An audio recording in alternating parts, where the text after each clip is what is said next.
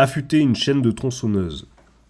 L'affûtage d'une chaîne de tronçonneuse peut s'avérer un peu décourageant avec de simples limes où on ne sait pas trop comment s'y prendre pour avoir les bons angles ou réduire correctement les gouges de profondeur.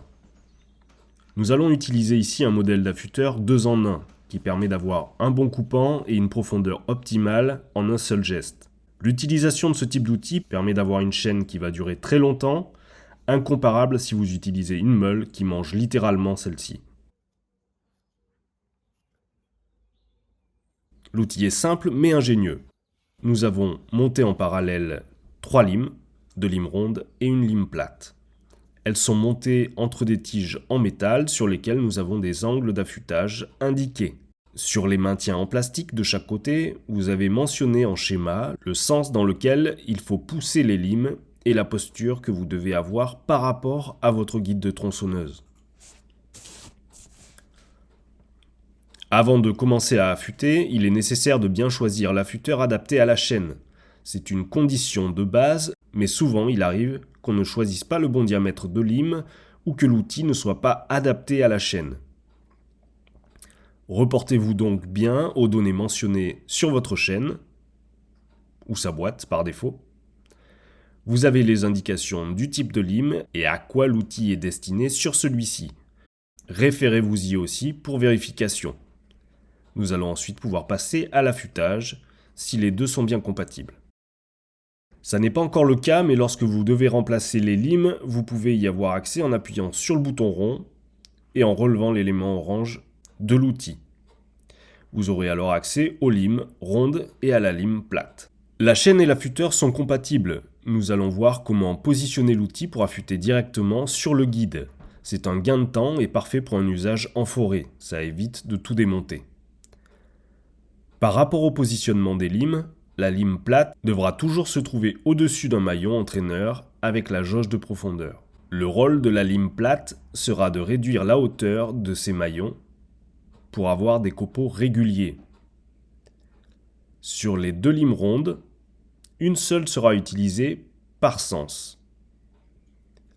La lime ronde vient se positionner dans la gouge pour affûter le tranchant.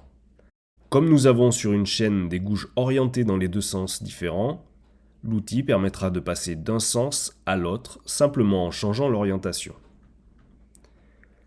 Voyons ça de plus près pour l'orientation et la gestuelle. Pour positionner l'affûteur, on regarde l'inclinaison de la gouge tout simplement. Et l'outil va venir se positionner dessus en suivant l'angle et l'inclinaison de la gouge. La lime ronde est dans la gouge.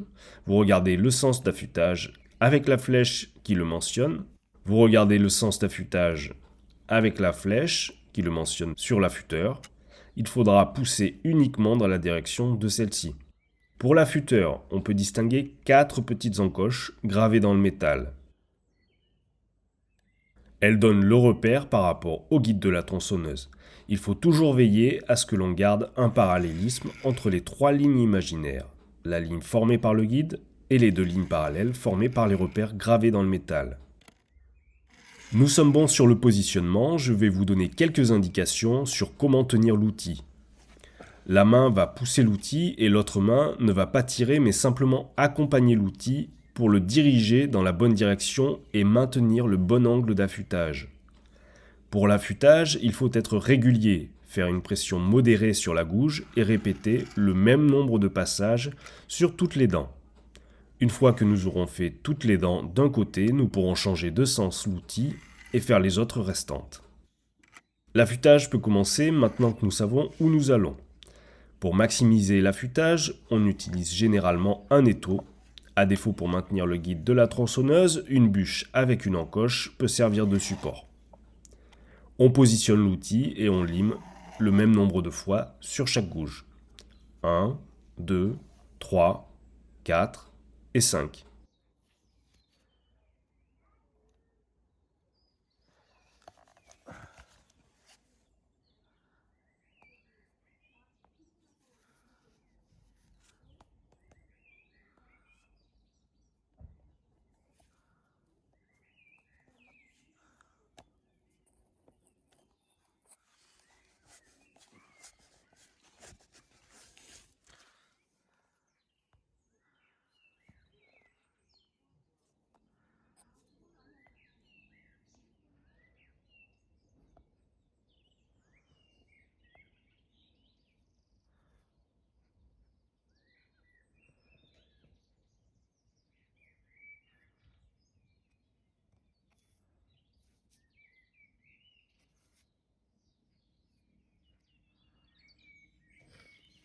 Pensez bien, une main pousse, une main guide.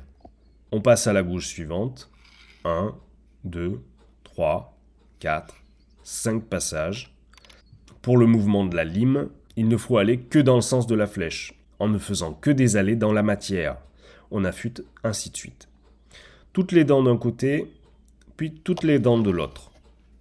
Concernant les guides de profondeur, avec cet outil, vous n'avez tout simplement pas à vous en soucier. Ils sont limés en même temps que les gouges, de manière régulière. Ce type d'affûteur est pour moi jusqu'à présent le plus performant, notamment en termes de temps et d'usage, avec une simplicité déconcertante.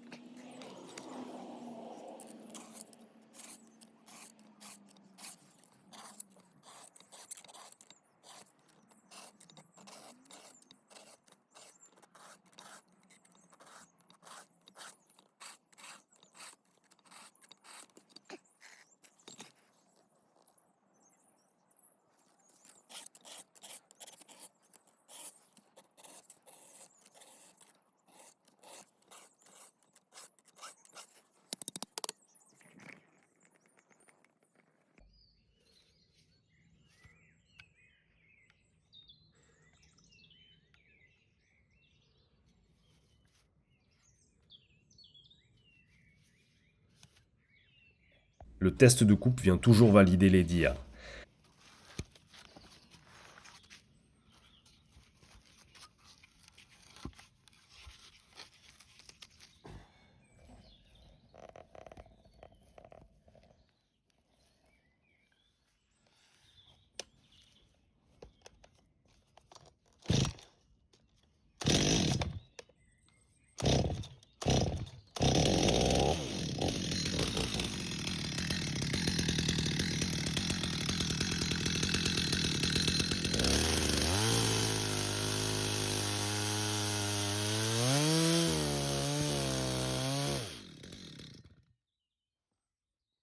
Les copeaux sont parfaits, le temps de progression de la tronçonneuse dans le bois plus qu'honorable, sans avoir à appuyer sur la machine.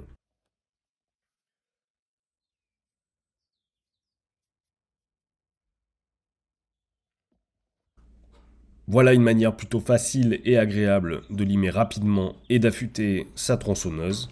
Je vous remercie pour votre visualisation et j'espère que cette vidéo vous aura été profitable. À bientôt.